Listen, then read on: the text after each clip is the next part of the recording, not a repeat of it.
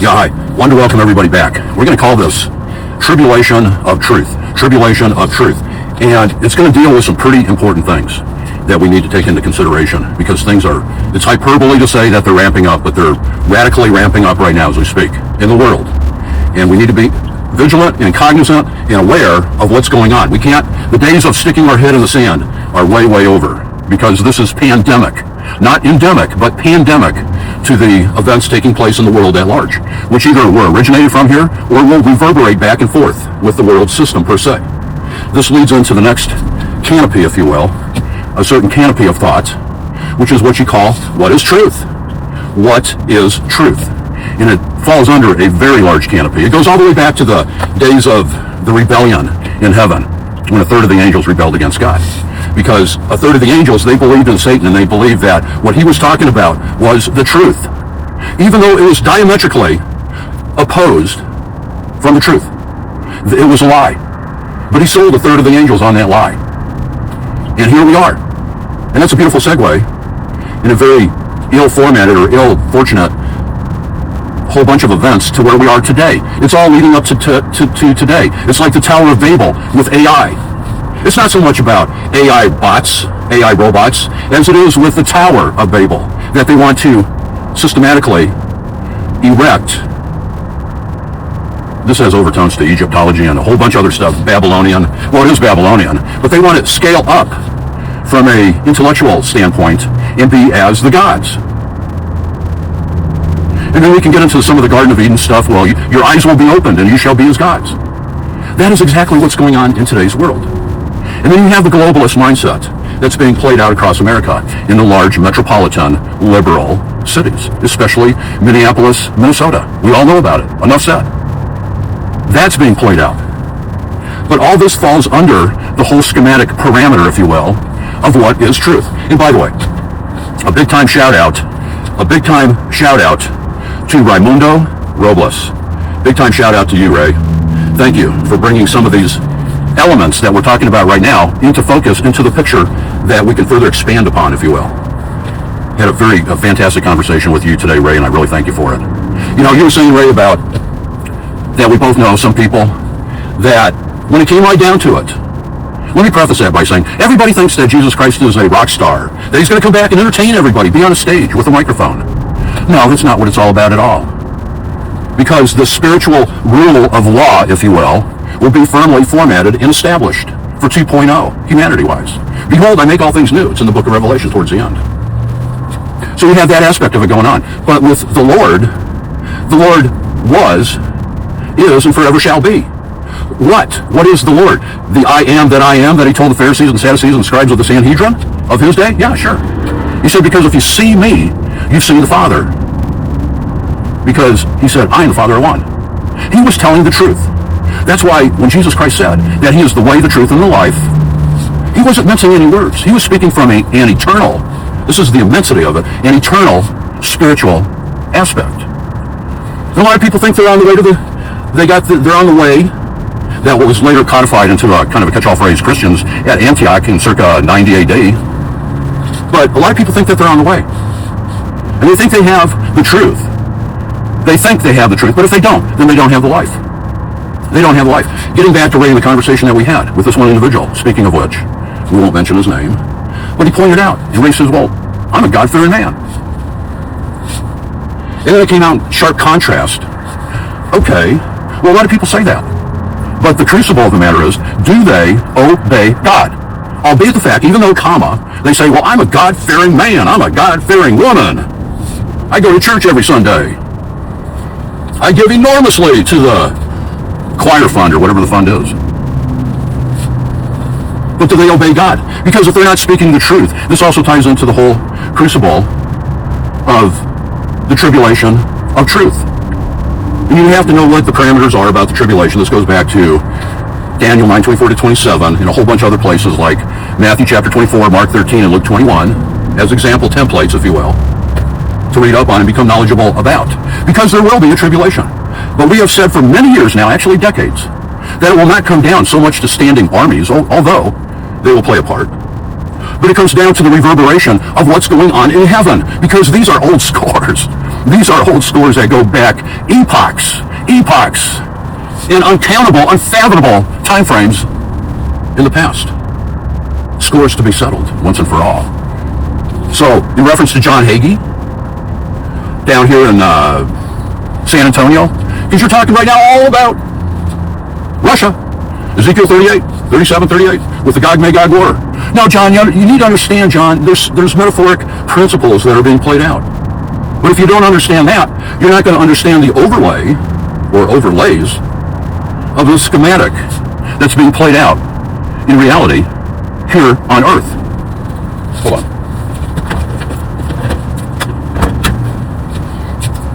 So we need to understand some of those aspects of it. But if a person doesn't have the truth, and people are suffering for telling the truth, because that is the only reality game in town. I learned that from going to hell many, many years ago. And people don't understand that. Even Stephen Hawking didn't understand that. Hold on, time out, 1 second.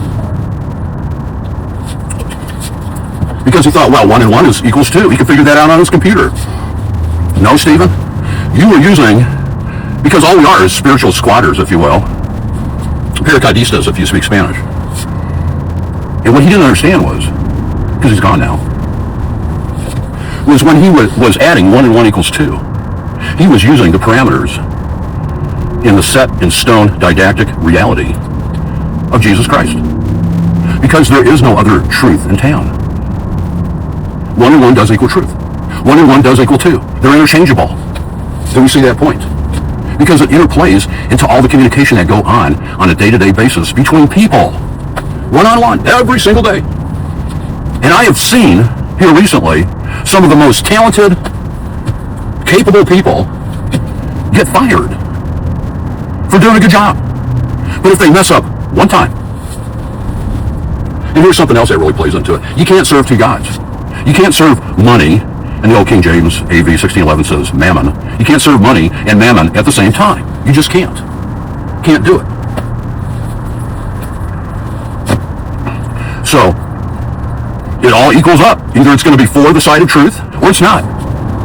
But people don't understand that. They think, well, I can be so good of a person, and well, if you don't make that commitment, or if you say, well, I'm a God-fearing man or woman, and you don't back it up with any obedience, where you pertain to the word, and you try to put that word, that truth, that way, that truth, that life, into the confines of your heart, then you're not going to make it.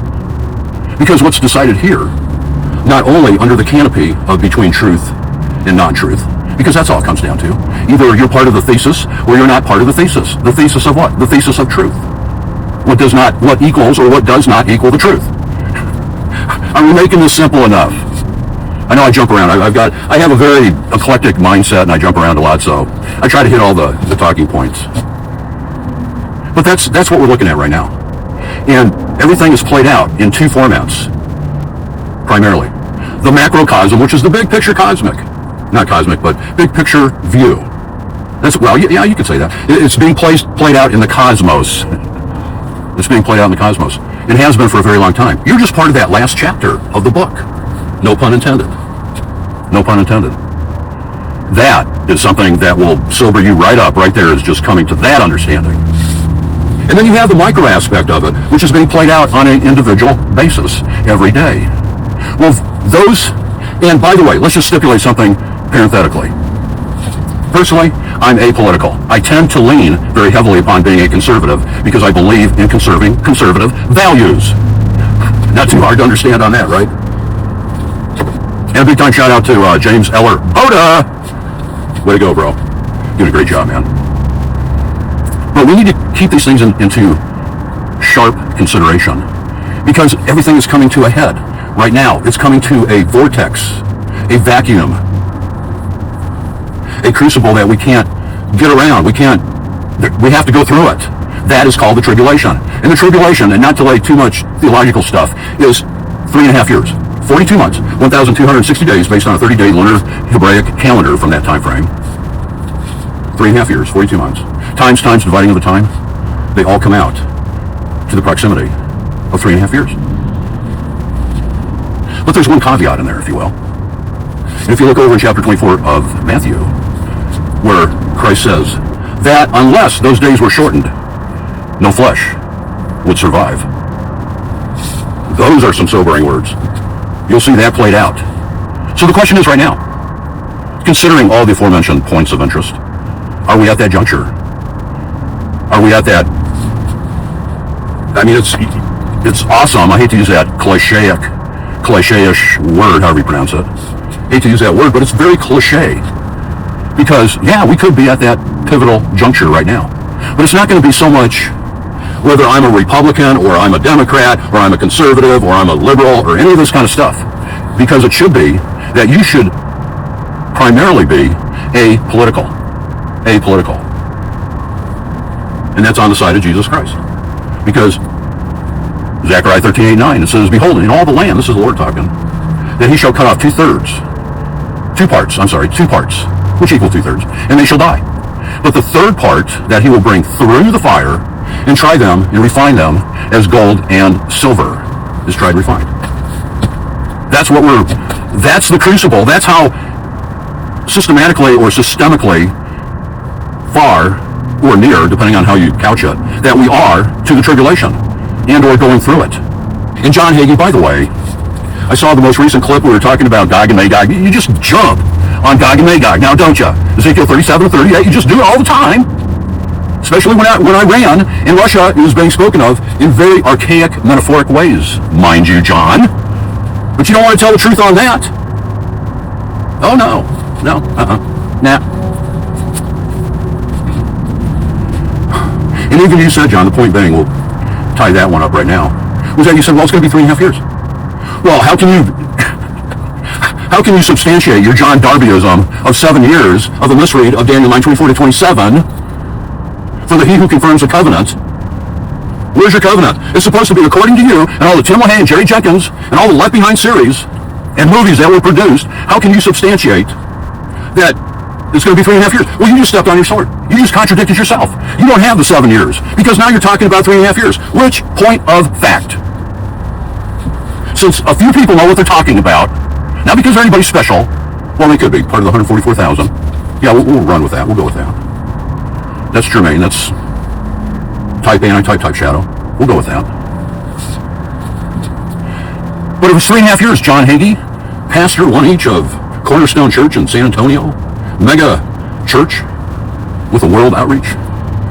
John, if you're talking about Iran and Russia coming down on the 6-pointed star, 6 points, 600 triangles, 6 unilateral sides, then John, that would mean, slam dunk, dead to rights, John, that would mean that you're already in the tribulation right now, which runs contrary, diametrically opposed to you being out of here. In accordance with Thessalonians and 1 Corinthians. Because it will be at the last trump, John. John, you should know this. You're a multi-millionaire, John. You should know this. Went to the Dallas Theological Seminary. It's like the Evangelical Vatican. Here in Texas, as a matter of fact. But we got off on a few tangents. Sorry about that. But there's a lot of gravity to the situation because we can be very well firmly established either on the rotting ice precipice of going into the tribulation, per se, or the actual tribulation right now. There's not going to be a peace treaty, John. It was Jesus Christ in his own blood that signed that covenant, John. Or you're making Christ a liar. Because when Christ hung on the cross and said, it is finished, John, didn't you take notice of that?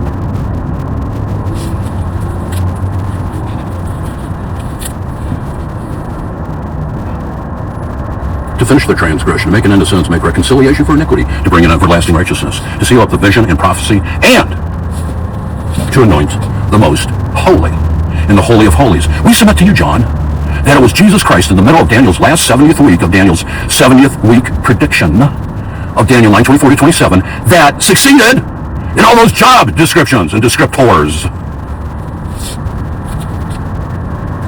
So you are preaching false doctrine that will put people in a very precarious modality, position.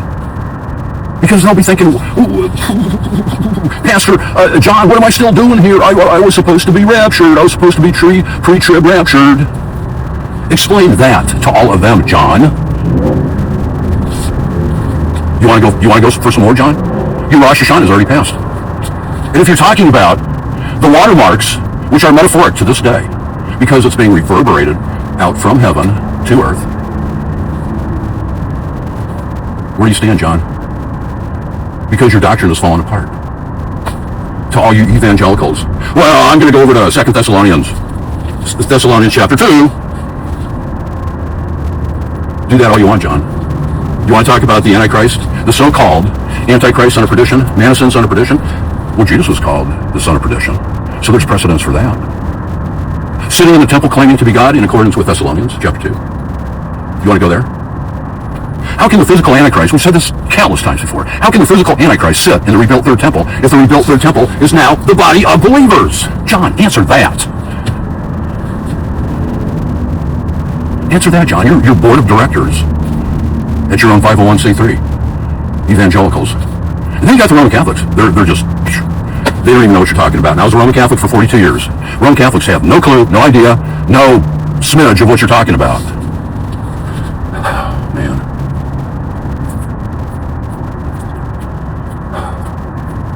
You know, but it says in Revelation 3:14-15 that this is Christ talking, behold, I would rather that you be cold or hot, but since you're lukewarm, that he will spew that person out of his mouth. So what it's going to do, here's the tie-in to that, is it's going to put people in a very precarious situation, conundrum, because they don't know these things. Because you're not preaching these things to them, John. And you need to repent, because you have false doctrine. This all goes back. Well, we understand that you're perfect last-minute thing here. We understand that you're a God-fearing man, John. But if you get this video, call me up. I'll talk to you on the phone, John. We're going to be talking about the same things, at least for my quarter.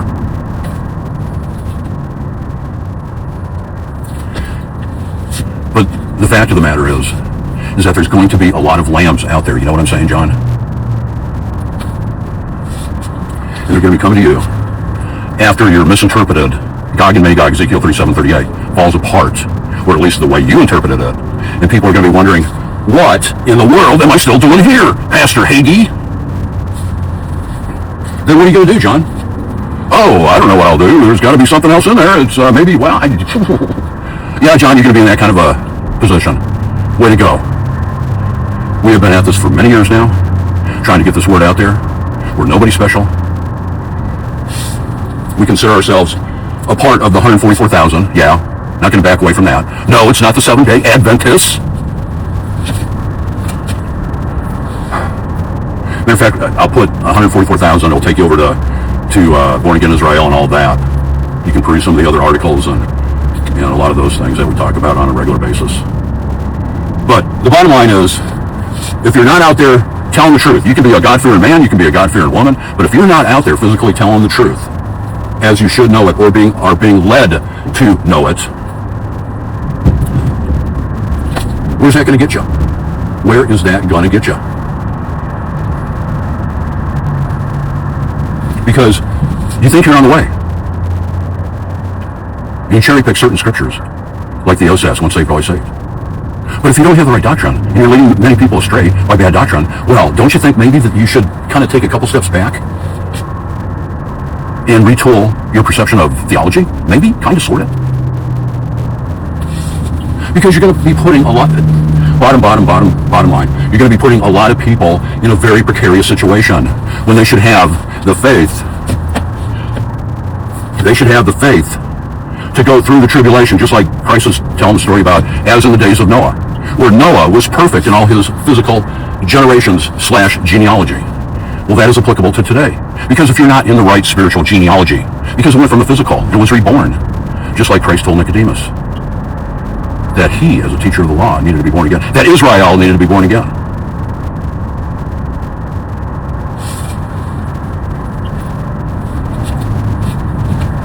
And that spiritual lineage is present, very present today. We're just telling you to get into that boat. That's what we're saying. Get into the boat, get into that, link yourself up, cry out to God. He knows where you're at. I want to get in that right spiritual genealogy of being born again Israel, where no race matters. were that those accoutrements, if you will, of Genesis 12:3 were translated over. They were having been passed over, migrated over, having been born again as spiritual Israel. That is being in the right spiritual genealogy flow of things, and having the right spiritual identity to go through this tribulations, because the floodwaters are rising right now. We'll leave it right there. If you're not, remnant, please look into these things, pray about it, and go over to bornagainisrael.com or therapturecult.com, one of those two, and get this word out there. Pass this video. Just shoot it out to as many people as you can, please. I love you guys, and we're just trying to get that remnant message out there. Remnant of who? A remnant of Israel. That old physicality of that old physical construct went away. Oh no, it didn't. Oh no. Oh yeah, it did. Go read chapter 17, Revelation. The beast that was, is not, shall send out of the bottomless pit. What is about that? From 66 to 70 AD, all the way to May 14, 15, 1948. Don't you understand? Again, I love you guys. Stay remnant. Stay remnant. Get in that boat. Get in that boat of protection, where you're in the right spiritual lineage. Then you'll truly be a God-fearing man or woman, because you're obeying that call to action. You're obeying that. We're not trying to take anything away from anybody.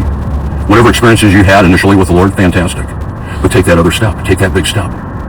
Because whether you're a Roman Catholic or an evangelical dispensationalist, that last step, especially now, is getting into that boat as spiritual Israel, to be truly protected. To be part of, final comment, to be part of that Zechariah 13:8-9, where it says, where the Lord again says that 2 parts he will cut off, and they shall die. But the third part shall go through the fire and be refined and tried as gold and silver. We hope this is making sense. This is not Biblionics 101. Love you guys. Stay in the fight. Keep your uniform on. It's a spiritual uniform. It's a language that is yours. It's a language of metaphor. It's a language of spirit that needs to be looked at. It's like a matrix. A woman's matrix is technically, if you do the etymology on the word, a woman's womb, and it gives birth. It's a birthing canal. This is how we make that transition, because the door to that ark covenant that Jesus Christ confirmed in Daniel 9:24-27 is still open. But for how long? We don't know. We're just saying, get in there now. Do it for yourself. Do it for your families. Do it for when you get in the position, or before, no, as I was, before you get into the position of calling up John Hagee and saying, hey, John, what am I still doing here? Do it before that happens. Please. Please. I love you guys. We'll talk soon.